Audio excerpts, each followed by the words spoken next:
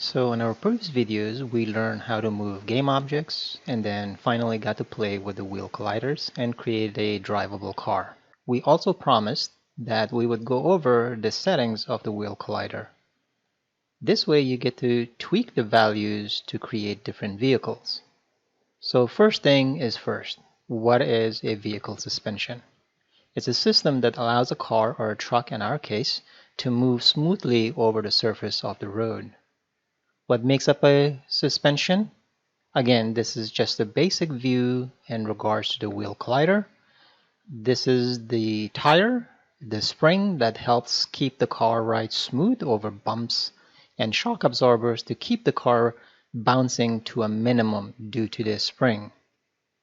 Now that we have a basic understanding, let's see this and how to use it with the wheel collider. This is what we had set up in our previous tutorial with default values. The simulating a sedan family car, the first value here is mass. And mass is how much a tire weighs. It's not just a tire, it's also the rim. So this is about 20 kilos, about around 15 to 35 pounds maybe. That's what a family car usually has. Of course, it depends on what type of tires and stuff you're adding. But there should be a good number to go for as default. And then the next number is the radius, and this controls how big the tires are. And so we've resized it to fit our mesh here, so we'll keep it as that. Now the radius generally about around 0.8 meters is about around 32 inches for a normal car like this. Before we talk about the rest of the values, let's quickly go over the suspension spring. So the spring is basically what keeps the car bouncy so that you don't feel the bumps on the road. Having a ton to a ton and a half, we need a very strong spring. As the car goes over the bump, the spring allows the tire to move up without moving the entire body of the car. If we didn't have dampers, which is the next value, the car would be very bouncy. So the dampers absorbs the shock and keeps the car from being too bouncy. And then the target position is depending on how big of a bump the car goes over. At some point, it'll hit a ceiling where the car body will also move. The target position is exactly that. It's the ceiling and the floor of when it moves the body and how much the spring reacts. So now let's take a look at how this relates to our car. So the spring suspension that we talked about is basically this right here. It's the spring and then the damper. And then, so what about the target position? Well, the spring has this much space. As the car goes over a bump, it will go up, which then starts the reaction with the spring. And the spring will actually, this line will move up to a certain point, depending on how big the bump is. And then the spring wants to push back down, and then that's when the damper will get activated so that it doesn't be too bouncy. Now, again, when we said depending on how big of a bump we're going, and if this is a little bit too much, it will go high enough to where the whole body of the car will move up. So basically, those values really control this part of the vehicle and how it reacts to the rest of the vehicle. Okay, so now let's play with these values so we can actually really see what happens. So now if we just run our game, notice that based on these values, there wasn't that much of a bounce. Now, if we take this number to something like 500, it's going to be a little bit more bouncy. It doesn't mean that we're going to bounce up and bounce really high. It just means that we're going to the dampers are not going to stop the bounciness of the spring. So it should bounce a lot more, but it should still be within range of the spring's size. So let's go ahead and run this and pay attention to the vehicle. And so notice now it's continuing to bounce more, but it's not really high or really low. It's just within the same limit. It just bounces a lot more than it did before. So let's put this value back. Now, what about the spring target? So notice this little orange value here. So if it can only be 0 or 1. So if we push it to 1, notice now that the tire went up to this location. And if we bring it to 0, it goes to the bottom of it. So this is the floor and this is the ceiling. 0.5 is really somewhere in the middle. Now if you do decide to make this this high, then you have to come in to the center. Actually, let's make it for all the values here. Or we said it was 0.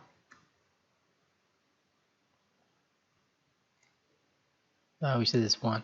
So if we keep it at 1, then what you want to do is for this to match the mesh, we just need to bring this a little bit lower again, so it'll match to where the tire is. Of course, it's probably not quite accurate, but you get the idea. And now if we run our simulation, I should actually zoom out a little bit.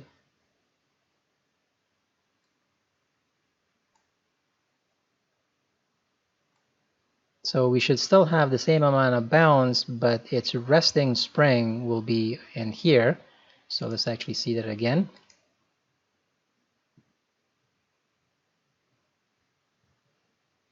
So it still bounces, but then when it rests, it actually will rest to the ceiling. Now if we were to change this to 0 and do the same thing, so it should be the same thing, except now it's going to rest more to the bottom.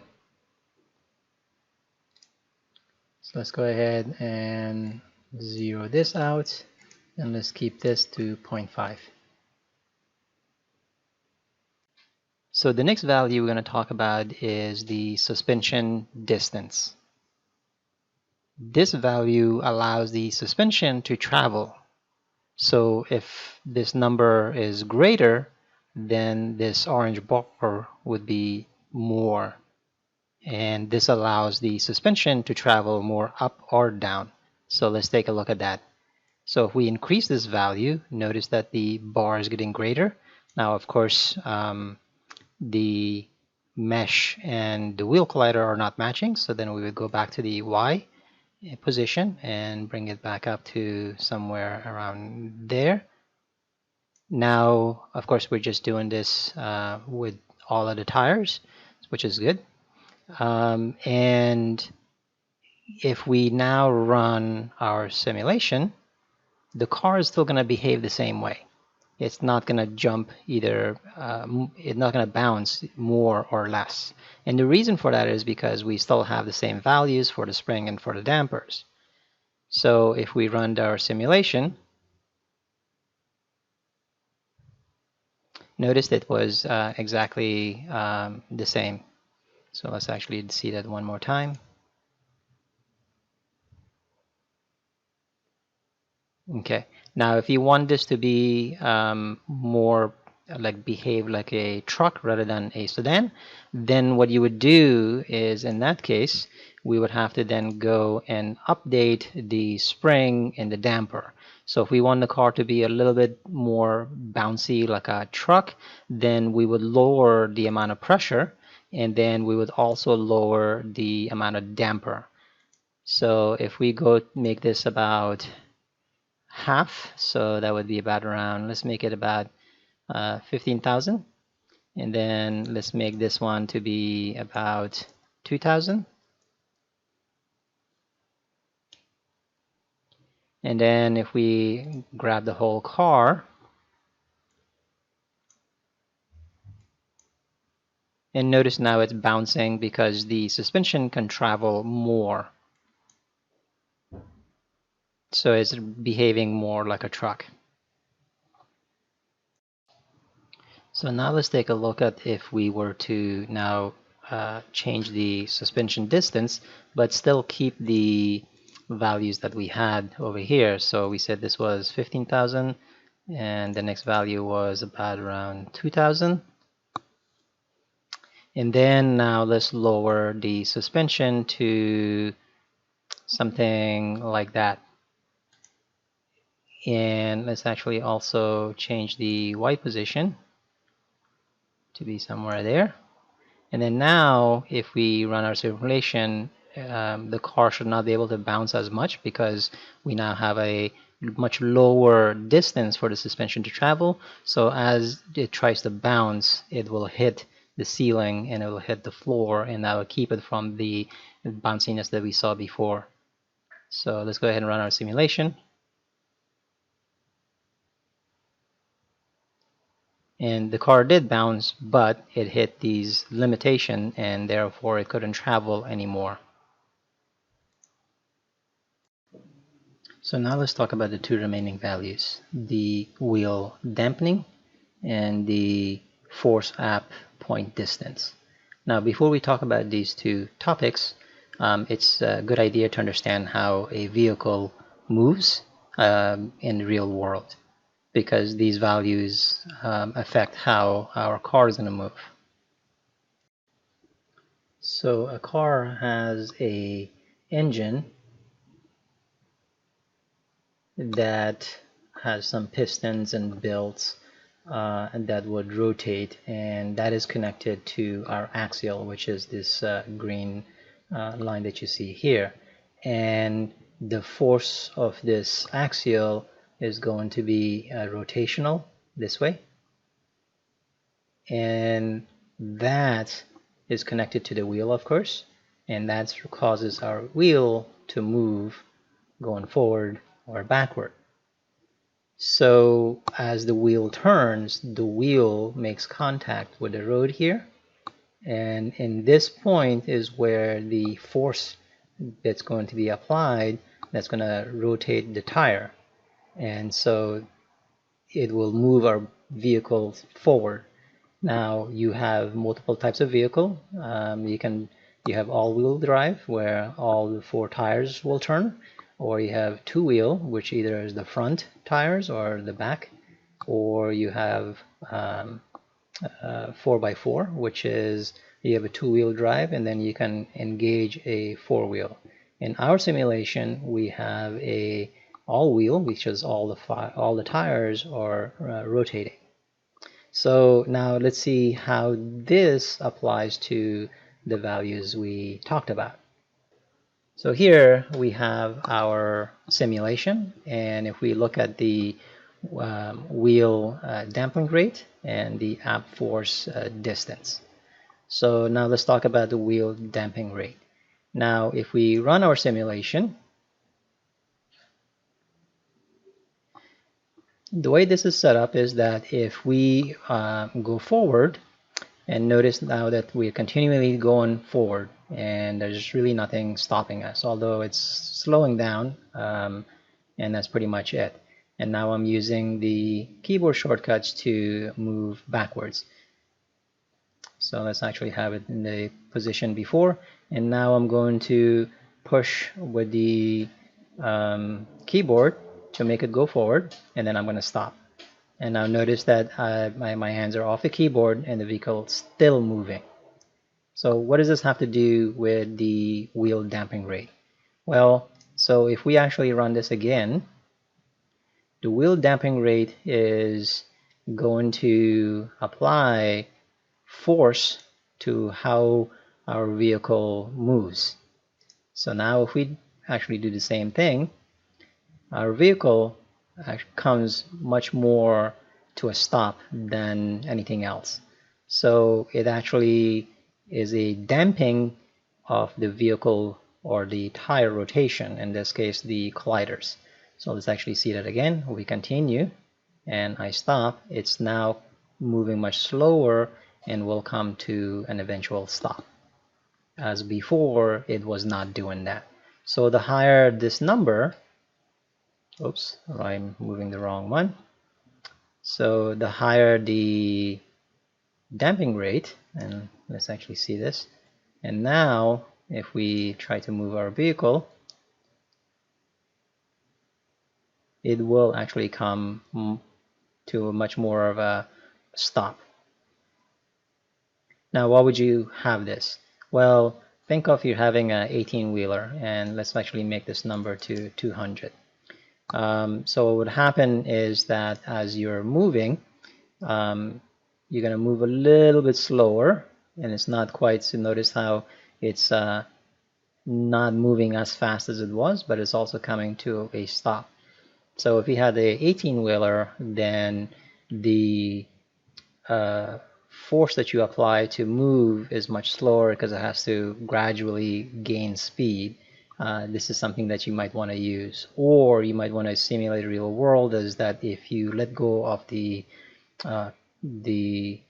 how your vehicle is moving, if you remove your foot from the gas, then what would happen is that the vehicle will slow down and it will come to a stop. So what is the force at point distance? Now if we come back here, and if you notice, we have this little sphere. It looks like a little sphere collider. This is the point of which when the tire rotates, where the force is applied. So this is where the contact is made with the road, and so as the tire rotates, this is where the force is being applied to make the vehicle move forward.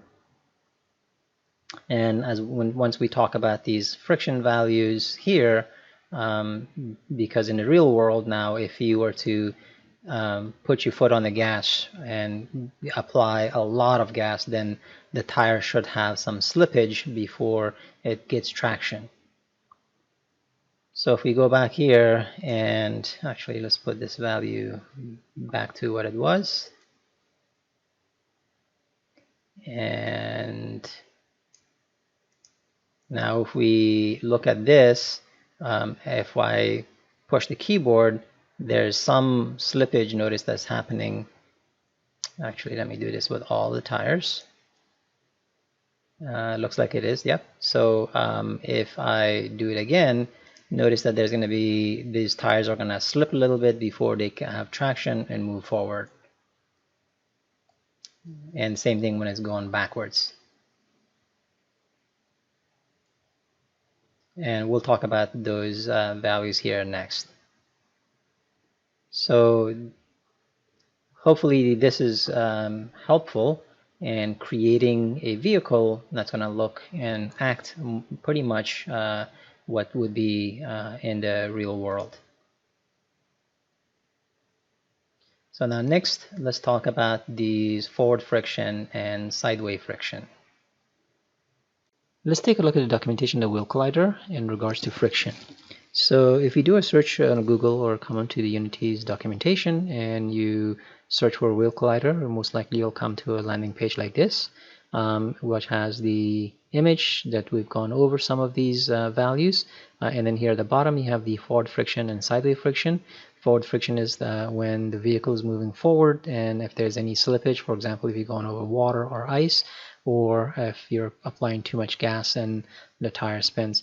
Sideway friction is when the vehicle is maybe turning sideways, and but you're going in such a high velocity that the tire slips and you loses friction and you have that slippage that goes on. So if you come down here at the bottom, you have the wheel friction curves, and that's an explanation of what that is, and it's followed by the image that goes over this curve. But there's not a whole lot of instructions here. So if you go up on the top and you select to scripting, switch to scripting side, you'll come into a page like this, and these are the values that you can use programmatically while the Unity game engine is running. So you could actually control the vehicle. Some of these we've gone over, for example, using the torque, or you can, there's a new value here that we haven't gone over it, brake torque. So you could actually, when you put your foot on the gas, you would have a torque, and then if you wanted to have a brake, you can have the user brake and then use the brake torque to actually stop the vehicle. And then you have some other values that you can also get information from and also modify as the vehicle is, or as the game is running. Next thing what you can do is when you come into the wheel collider, you have this wheel friction curve. So if you go into the wheel friction curve, you can see that there's a little bit more explanation, which is a little bit more helpful in explaining what this graph, what this curve looks like and what it's used for. And then you have this wheel hit. The wheel hit, basically you can get information, for example, if your vehicle is on the ground, or maybe if it's going over ice or water, you could maybe have the surface named a certain way so that as the wheel is going over it, you can detect, oh, it's ice, or oh, it's water. So then you can programmatically go there to this section and modify the values to have the vehicle behave appropriately and have that friction loss due to going over ice and water and maybe sand or something else. So now, before explaining this curve and everything, let's actually go jump over to our Photoshop and kind of explain how the what happens when a torque is applied, how the tire behaves according to physics and in real world, and then in very basic terms, and how that tire then meeting the ground and how it reacts, and when at which scenarios you would have this slippage and losing friction, basically, that would happen. Okay, so let's go over to our Photoshop. So here in our Photoshop, we can see the drawing of our wheel. So we have our axial in green, and then we have our tire in blue. Now the tire has a hub, and then it has the tire itself, which is made of rubber. And then, of course, that sits on the ground. When you apply gas, the torque is applied, and the axial will start turning, which will then activate the hub, which will also start turning. But then when the rotation of the axial happens, you have the tire, which is made of rubber. And based on the weight that is on this vehicle and the road where the rubber meets it, there's going to be some stretching that's going to happen with the tire. So it's kind of like a little spring, and this pressure is going to build, and then the force that is applied here makes the vehicle move forward. This wounding will eventually release, which would then make the car move forward. Now, when you're playing a video game, in our example, we use the keyboard. So when you hit the keyboard, you'll see the torque go from 0 to 2000. That's what we set it for. So it immediately goes forward. And in the real world, how that's quite not correct. It's almost like putting your foot on the gas and applying a lot of force. So in our example and demos, when you see that and we push the keyboard, you'll see some spinning happening. So you see exactly this, and some spinning it happens based on the default values, and then you see the vehicle move forward because eventually the tire will get enough traction from the road that moves it forward.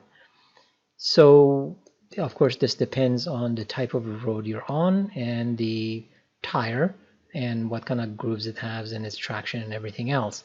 But we'll keep it simple and not talk about that just yet. So this is how a tire works. Now, if we look at the graph that we saw before, it was something like this, and it had a value here, and then it came down, had a value here, and went straight. So now what is this relation to what we just talked about? Well, this value is basically shown a graph on a 2D plane. So you have the XY, and then you would have some values here, and then you would have some markers down here. And so you would kind of say this is going up so many points, and then it would have a dot when it would go so many points here, and the same thing would happen for this. And then once you got these 2 points, then you can see the curve going this way. Now, when you're looking at the graph and reading the documentation, there are 2 values, right? There's the extremum and the asymptote, I believe. This is how you pronounce it. I'm not familiar with that word. But what it's saying is that you're starting from a 0 position, and then this wounding that's happening, that's the value that's going to be applied first, and then this wounding as a spring-like force that creates the amount of force. And then once that force is applied, then either the vehicle moves forward or it will actually slip. Once the tire slips, there's not a whole lot of amount of force that's required in order for the tire to continue slipping. And in our example, because there's nothing holding the vehicle and we're applying the force on all of the tires, once the tires spin, eventually it gets enough traction and it will move forward. Now, if we put then a block in front of it to keep it from moving forward, it's almost like saying we're going to have the rear tires move, but then we brake the front tires. That's how you spin a vehicle's tire in the real world. So when you slam your foot on the gas, the vehicle will start spinning the back tires, but the front wheels are and have the brake on, so it cannot make the vehicle move forward. And that's why you see the rotation of the vehicle slipping in the back. So this is basically then shows that graph. Now, let's take a look at those examples in Unity and see if we update those values, what happens. One thing to point out is that we said this is 0. Well, this doesn't have to be 0. What if the car was going at 50 miles per hour, or maybe in kilometers or whatever? Can this graph still apply? Absolutely, because this could be 50 or whatever the current speed of the tire is. Because you can do the same thing. You could be going 10 miles an hour, 15 miles an hour, 20 or whatever, and then apply high torque and slam your foot on the gas. Then the same curve will apply. So then how do you adjust and figure out which values are that you need in order to kind of show the tire skipping on ice or sand or some other surface? And this graph will be handy based on the numbers that you're gonna modify. So if you show a graph like this, the car will behave differently. Or if you show a graph like this, then the car, of course, is going to behave differently. And that's what you need to keep in mind when you're applying those values to what this graph is going to look like based on how your vehicle behaves. I've seen some video tutorials where people say, well, just go update those values until you get the correct reaction to the vehicle. If you don't understand this, then modifying those values are not going to make a whole lot of sense for you. So we're going to go look at the documentation, read the documentation, and understand exactly what they're talking about in regards to all of this. So we'll see you soon in the Unity example. Okay, so now let's take a look at the documentation. So we're going to go to the scripting side, or the wheel friction curve. And in here, basically, the first section describes what we went over as far as starting from 0, 0 of the extremum, and it's taking the value slip and the actual value. And then from this point, to go to the asymptote, it takes the slip and the value of extremum to the asymptote, slip, and value and that's how you get this curve. And that's basically what they are describing in this section. And then in here, they're actually talking about two different things. When you look at the wheel collider, you have the forward friction and sideway friction. Now, both of these, as we mentioned, has the same exact curve that's going to be applied with different values, of course, but it is going to have this this image in here. So this is for the when you're going forward, and let's say you step your foot on the brake and you slam it, and there's going to be some, and if the wheels lock, then there's going to be some slippage, and so this is for your forward momentum and the wheels losing traction basically. Sideway friction is when you're turning your vehicle, maybe you're creating a drift car, or the cars go over ice or water or something, so it's going to go sideways and it's going to lose traction. So this is basically what this is talking about. And you do have the scripting values that you can go and update during the game and set these values if you wanted to. And so the next thing is basically now we're talking about the property of the real tires have low slip and they can exert high forces as the rubber compensate for the slipping and stretching. So basically what they're saying is that by increasing the value, then you're getting a high wound into the tire, that stretching, and so there's a lot of forces that's going to be applied, and then when the tire probably will slip, it will lose traction basically once the forces are so great that the tire has to start turning rather than the tire keeps stretching. So if you lower the value, then what will happen is that there will be less wound in the tire that's stretching, and so the car will then be able to have more traction to move forward. So now that we've kind of gone over the properties, let's take a look at our Unity game engine and modify the values to show you what we're talking about, so now you actually see it within the game as the values are being modified. We're also going to keep in mind this curve. As we showed, it could be much higher, it could be much lower. So when you're setting those values, you need to set them in concert, meaning that they have to all work together to make the vehicle behave in the way you want. So we are here now in our Unity game engine. Let's take a look at those values that we were talking about and see how they actually work. We'll go ahead and run our game engine. Okay, so now as you can see, we have the default values, and let's take a look at see how this behaves. We're going to move backward, and as you can see, there is some spinning happens before we move forward, and of course I have a brake system enabled here, and when you brake, it immediately locks the tires, and you see the sliding that's happening. So this is the normal behavior that is implemented. As we mentioned before, now in a real scenario, this is not how a car would function. You would slowly apply the gas. So if I just tap my keyboard and keep going faster, faster, faster, as you can see now it's behaving properly, and I'm doing the same thing with the brake, just tapping. So this is what you would see in the real world.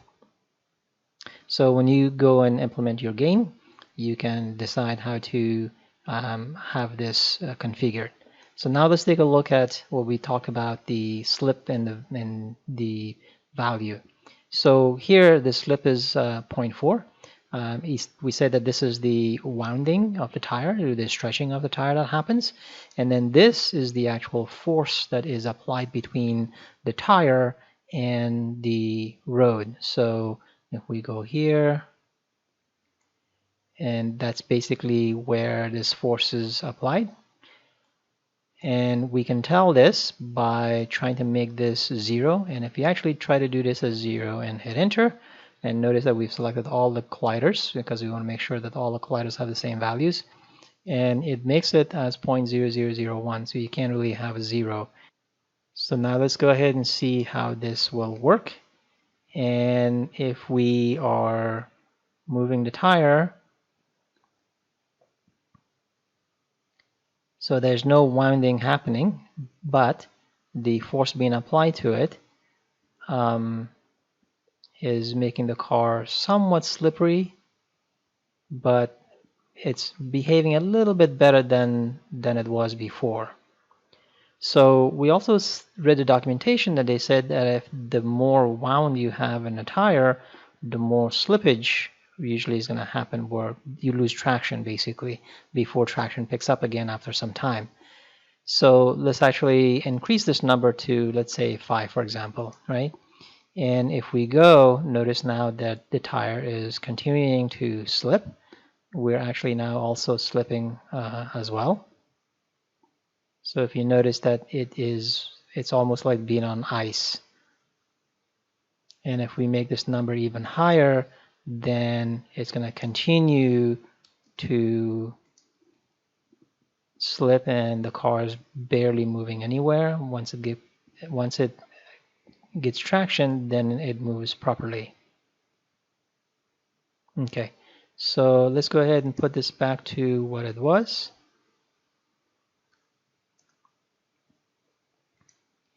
And let's go ahead and make the extremum. Let's go ahead and stop our car. Make this 0. So if we, and again, same thing, if you try to make it 0, it's not going to allow it. You have to have at least 0.001.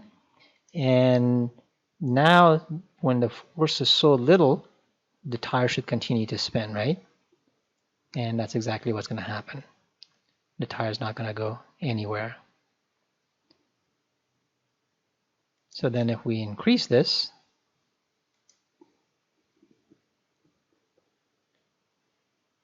the tires now, there's a lot more force and the car is behaving a little bit differently. It's stopping much quicker.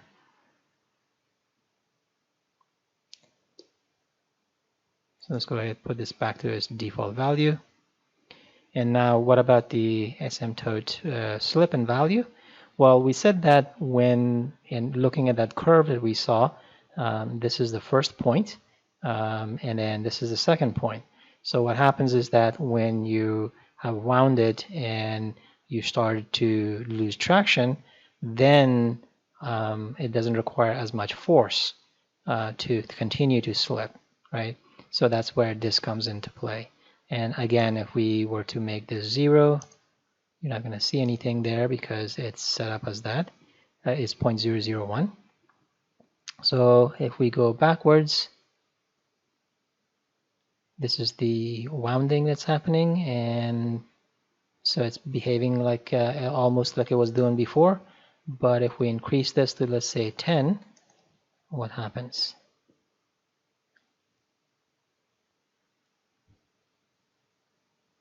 So there's a little bit difference you notice, and that difference is that when you, because we have a normal point up here, once we slip, you'll see the tire continue to slip, but then the force comes to play and it'll keep it in check. And so that's why it's almost behaving normally, but as you can see, there's still some slipping that's happening. And again, if we were to make this 0, which you can't, so you have to be 0.001. And that's only happening when the tire is spinning, and then you see that spin afterwards. But because we immediately recover, so the vehicle gets a traction and then moves properly. So let's go ahead and set these back to this default value. So that's basically the values and how they make the vehicle move. But we only talked about the forward friction. Sideway friction, as you can see, the values are a little bit different. And that's because when the car is turning and going sideways, then the force and the wounding that happens is a little bit different, and that's why you see this values in here. And then you have this thing called a stiffness, and this is basically a multiplier for the values up above. So if we make it to 0, then what will happen is that pretty much everything goes to 0. Now if we try to run our vehicle, it's not going to go anywhere, right? So we basically disabled everything. So if you put it to 1, then it'll be normal. Let's go ahead and bring our vehicle back. And then now if you set the stiffness to, let's say, 2, for example, as you can see now the vehicle is behaving much more in control as far as like with the brakes, and the traction that it's getting is much more. And the car is not slipping like it was, losing traction as it was before. And I've increased this even more.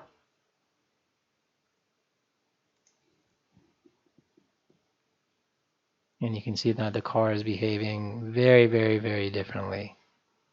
When you're braking, it almost picks up the vehicle off the ground. That should be it for our current overview of the how to set up your vehicle. And then in the next session, what we'll do is work on creating the models of the vehicle and actually create a controller for our vehicle.